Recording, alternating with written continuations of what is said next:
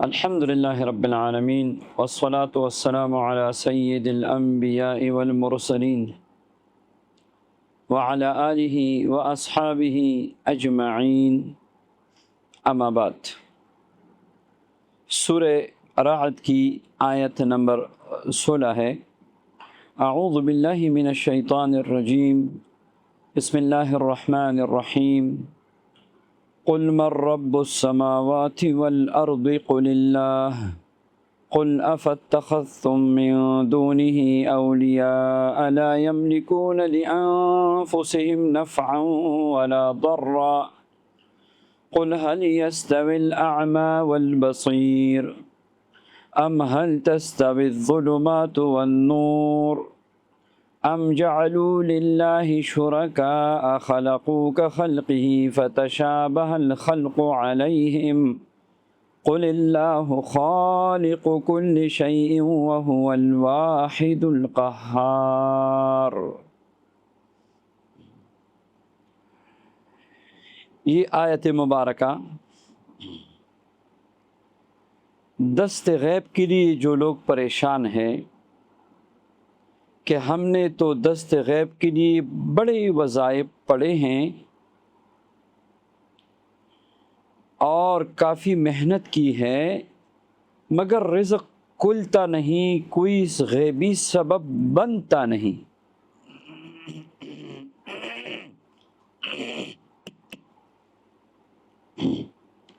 یاد رکھیے، حصول رزق کے لیے دو طرح کے اسباب ہیں۔ ایک ظاہری مادی اسباب ہے، آپ کاروبار کریں، آپ نوکری کریں، آپ زمینداری کریں، آپ بیرون ملک جا کے مزدوری کریں، اپنے ملک میں مزدوری کریں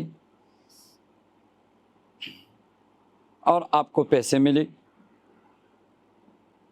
جس سے زندگی کا پہیہ چلے۔ ایک ہے روحانی اسباب، جیسے نماز کے ذریعے اللہ نے رزق کا وعدہ کیا ہے، ٹھیک ہے، آپ روحانی اسباب کے ساتھ ساتھ ظاہری اسباب کو بھی، مادی اسباب کو بھی بروئے کار لانے کی کوشش کریں۔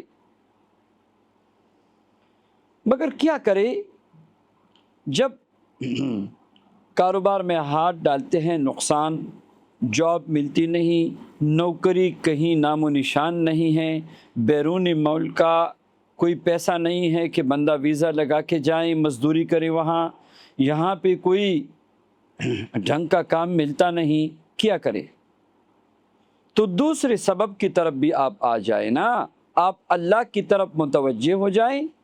دست غیب کا ایک ایسا عمل دیتا ہوں کہ آپ اپنی کوشش کریں اور ساتھ میں یہ عمل بھی پڑھیں، انشاءاللہ غیب سے رزق کا دروازہ کھل جائے گا۔ یہ دست غیب کا عمل ہے۔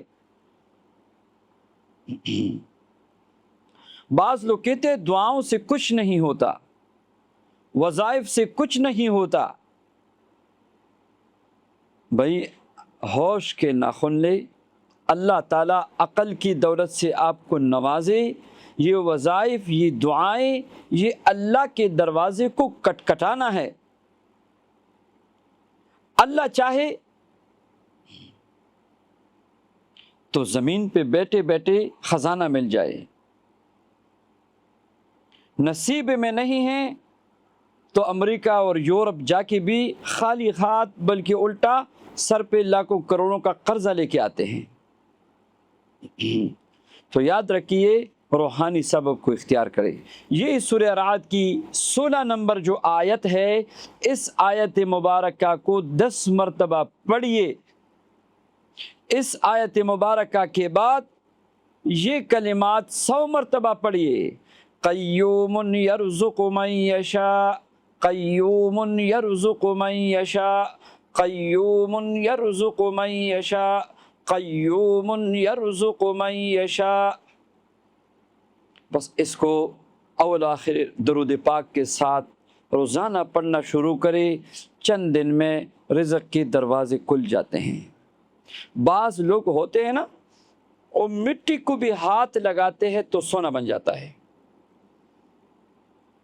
بعض لوگ نظر سے پریشان ہیں کہ لوگ حسد کرتے ہیں، میرا کاروبار خراب ہو جاتا ہے، میرا رزق بند ہو جاتا ہے، نظر لگ جاتی ہے کاروبار کو، نظر لگ جاتی ہے آپ کے پیسے کو، آپ کے مال کو، آپ کی دولت کو، رزق کا دروازہ بند ہو جاتا ہے۔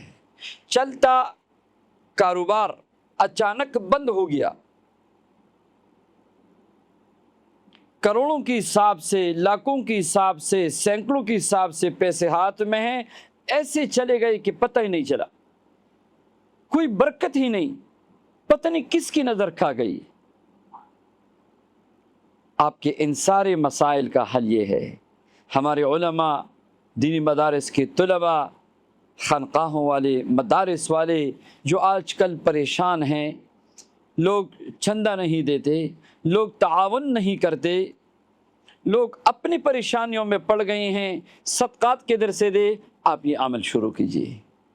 سورہ رعد کی یہ آیت نمبر 16 اور قیوم یرزق من یشاء والا عمل شروع کیجئے۔